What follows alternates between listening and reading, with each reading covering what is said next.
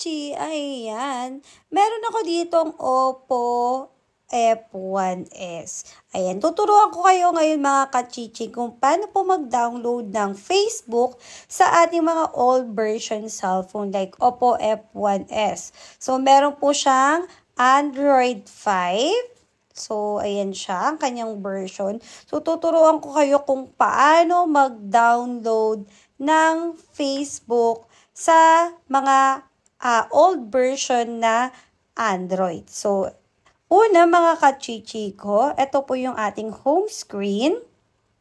Ayan, pupunta tayo sa Google Chrome.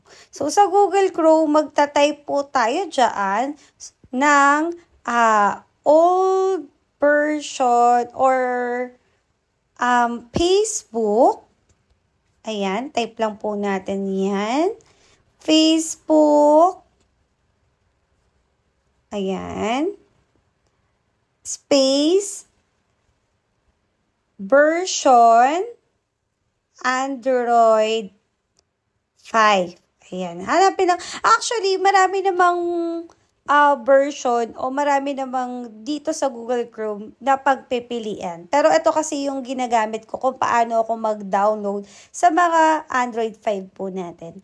And then ngayon, hanapin natin tong Facebook. Ayan siya, yung 3.0, 0.34, ayan, etc. Basahin na lang ninyo. So, dito makikita nyo may your browser is out of dated. So, hindi pa kasi siya naka-update. So, madaming mga user na ganun yung lumalabas. So, pupunta tayo sa Play Store.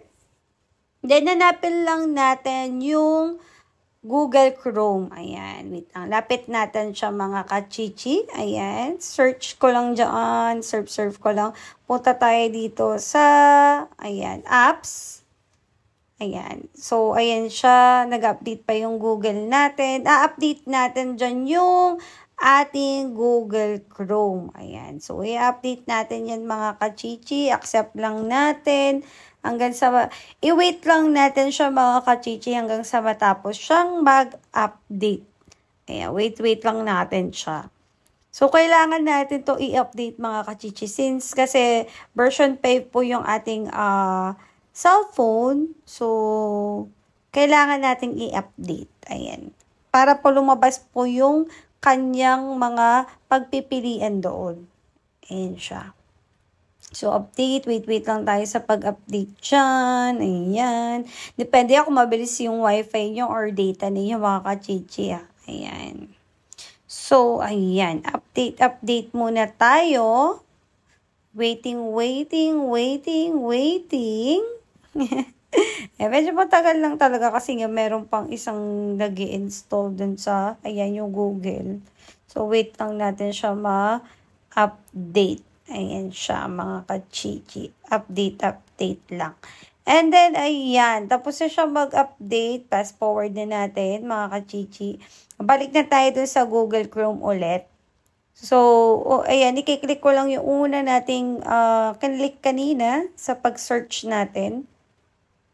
Ayan siya. So, wait lang natin. So, ito yung lalabas. So, scroll mo lang siya, mga kachichi ko, pababa. Ayan. Scroll mo lang siya, pataas. Itataas mo lang yung scroll mo. Pababa siya. Sa baba mo kasi siya makikita. Ayan. Ayan. Sige lang. Angat-angat lang natin yan. Hanggang sa makita nyo to. Ayan. So, dyan maraming version dyan. So, bahala kayo kung ano yung gusto ninyong i-click dyan na version. Basta lahat yung version 5 lang yan. Ayan. So, ako ito. So, ito may makikita kayong ads dyan. X na lang ninyo. Then, hanapin na lang ulit ninyo. Ayan. So, bahala kayo kung anong gusto ninyong version dyan. Pili lang kayo. Marami kayong pagpipilian dyan. Ayan yung numbers. 1 to 56 ang pagpipilian ninyo. Ayan siya. So, ako hanap-hanap lang din ako. So, ito na lang din yung aking pipiliin. Ayan. Pipiliin natin yan. So, after nyan, ganyan po yung lalabas niya. Scroll mo lang ulit siya hanggang sa makita mo yung download. Ayan. So, click mo lang natin yan. Ayan siya. So, pag-click natin, wait lang natin siya. Wait lang tayo. May lalabas na ganito. Downloading.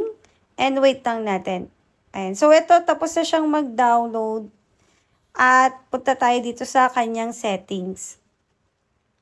Sa settings, hanapin mo yung download. Tapos, yung dinownload ulit na apps. Ayan siya, yung Facebook. Allow mo siya. And then, mag-i-install siya. Ayan. So, wait mo lang siya mag-install, mga kachichi ko. Ayan po. Habang hinaantay nyo yan, bahala po kayo kung ano gusto nyo gawin dyan. Charot. And then, ayan siya. After nyan, i-tad mo lang siya or i-open, kayo pong bahala. So, ako, done. Tapos, ito yung kanyang Facebook. Try natin siya. Ayan. So, mag-automatic na kasi yan. Kasi since may Google mail na ako na naka-install dyan, automatic na siya na naka-install. So, ayan, magda-direct login na po yan sa inyong mga Facebook, mga kachichi ko. Ayan siya. Ayan. Waiting lang po kayo hanggang sa mag-open po yung kanyang application. So, waiting lang po kayo dyan. Ayan. Ayan na, nakikita ko na ang ating Facebook. Ayan siya mga kachichi. Wait nyo lang siya hanggang sa mag-open na. So, ayan na siya mga kachichi. Pag nag-open na, okay na po. Meron na po kayong Facebook na magagamit. Ayan, scroll na lang po kayo. Ayan mga kachichi, I hope nakatulong to sa inyo since kasi marami tayong minors talaga na bumibili ng mga old version, lalo na po ang ating Android 5. So, ayan, may install na tayo dito. Bye mga kachichi!